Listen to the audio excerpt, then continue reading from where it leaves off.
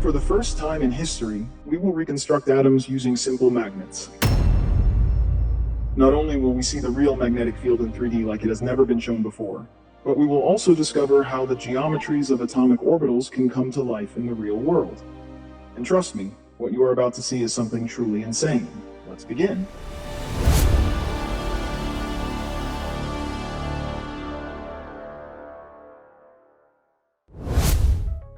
To be even more specific, this video represents the first official guide showing how to reconstruct, even in 3D, all the geometries of the spherical harmonics related to the solutions of Schrödinger's equation for the hydrogen atom, using the magnetic field.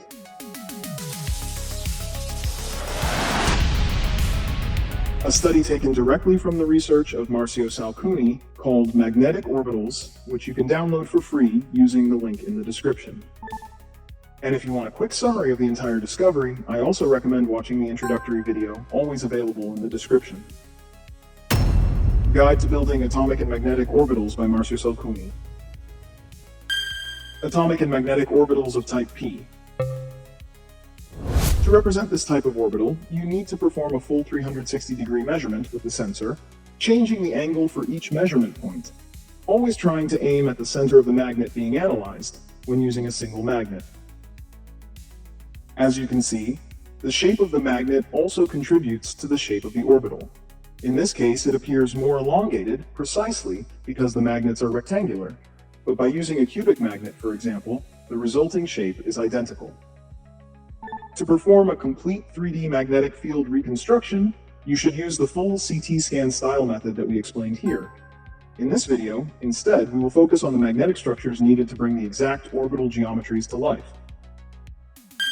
Atomic and magnetic orbitals of type P. With two magnets positioned a few centimeters apart in an axial configuration and oriented in attraction toward each other, it is possible to obtain this other type of orbital. In this case, the 360-degree analysis must be performed by aiming at the center of the magnetic system. By magnetic system, I mean the entire final configuration used to represent the orbital, and therefore the sensor must always point toward the center of the axes of a hypothetical Cartesian plane. Atomic and magnetic orbitals of type P. It is possible to further increase the energy of the system by introducing additional magnets, but in order to correctly reproduce the geometries of more complex orbitals, some fundamental parameters must be taken into account: the size of the magnet, its shape, its strength, and most importantly, the distance between them, as we move farther away from the center of the magnetic system. The arrangement of the magnets for the more complex geometries, as shown in the figure, always remains in an axial configuration with polarities oriented in attraction. Atomic and magnetic orbitals of type D. This curious shape has been shown many times on this channel through measurements using different types of magnets, two main lobes and a toroidal structure. To obtain it, you simply need to measure the magnetic field of an axially magnetized magnet with the sensor aligned parallel to the magnetization axis.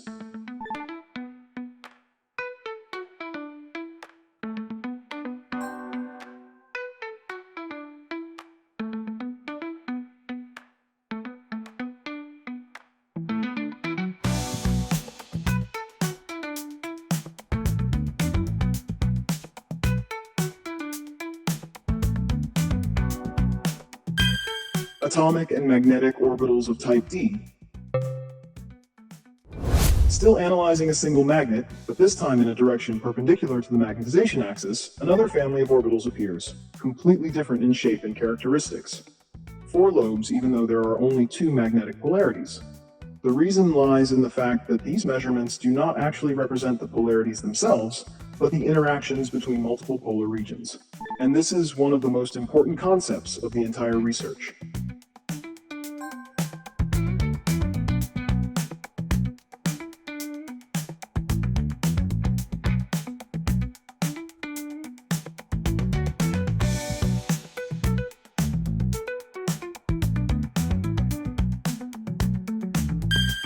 Atomic and magnetic orbitals of type D. These geometries can instead be obtained with 2 magnets positioned a few centimeters apart in an axial configuration, oriented in mutual attraction. and with the measurement performed perpendicular to the magnetization axis. Atomic and magnetic orbitals of type D. By introducing additional magnets into the system, and always taking into account the same parameters described earlier for complex p orbitals, namely magnet size, shape, strength, and most importantly, the distance between them, as we move away from the center of the magnetic system, it becomes possible to reproduce all the more complex geometries also belonging to the d orbital family. Atomic and magnetic orbitals of type F. In this case, Marsio Salcuni had to join two neodymium magnets with the same polarities facing each other, therefore in repulsion, using a rather inelegant amount of acrylic glue. This configuration, still oriented in an axial arrangement, and with the measurement taken parallel to the magnetization axis, produces the shape of an F orbital. The fact that two identical polarities were brought together without any spacing allows the formation of two distinct toroidal structures, with a geometry completely different from that of d orbitals. Atomic and magnetic orbitals of type F. With two magnets positioned diametrically opposite each other and oriented in attraction, we move to another orbital, or more precisely, another family of F orbitals. The measurement of these shapes is performed parallel to the magnetization axis, and we can observe four more extended lobes belonging to the main interactions, above and below the magnet, which is surrounded by two additional polar regions extending horizontally. It is not difficult to imagine that these two interactions may represent the same toroidal structure found in d orbitals, which, being formed by distinct polar regions, in this case does not complete a closed toroidal geometry. Atomic and magnetic orbitals of type F. This type of orbital is characterized by 8 lobes, a particular measurement since, unlike the previous cases, it must be performed not only perpendicular to the magnetization axis of the magnets, but also perpendicular to the long side of the magnetic system, as shown in the figure. Atomic and magnetic orbitals of type F. For this specific orbital type, Marsio Salcuni tested multiple magnetic configurations, and there are two main ways to represent it. The first, as shown, is through a measurement of a system like this. The second can be achieved simply using a ring magnet with a disk magnet placed exactly at its center, as will also be seen for s orbitals. Atomic and magnetic orbitals of type S. For this family of orbitals, ring magnet measurements can be used. As you can see, the outer region naturally forms a toroidal structure due to axial magnetization, although with radial magnetization, a perfect spherical shape would likely emerge. However, unfortunately, Marsio Salcuni did not have access to every type of magnet in the world to perform all possible tests. Even so, the main characteristic was still successfully reconstructed. By inserting multiple ring magnets inverted relative to each other, along with a central disk magnet, it is possible to reproduce these geometries as well. As you can see, with a single ring magnet, the central polarity appears flattened, but by adding additional magnets, the internal structures evolve into nearly perfect concentric spherical shells. Other measurements. To complete the study, additional types of measurements were also performed. For example, two magnets in attraction along the diameter with measurement taken perpendicular to the system, and two magnets attached in repulsion with measurement taken perpendicular to the magnetization axis. In both cases, surprisingly, the same geometry is still obtained, even though the configurations are arranged differently. Or another configuration, which previously produced the 8-lobe geometry. When analyzed from this different direction, it instead reveals the geometry of the d orbital. And remember that if you need to know and understand the true 3D magnetic field, even for the most unusual magnets that exist, just watch the other videos on the channel, and you will find everything shown and explained in great detail.